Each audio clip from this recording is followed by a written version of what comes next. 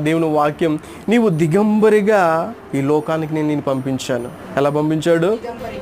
దిగంబరిగా నువ్వు వచ్చావు, తిరిగి నా యొద్దకు నువ్వు అట్లని రావాలా.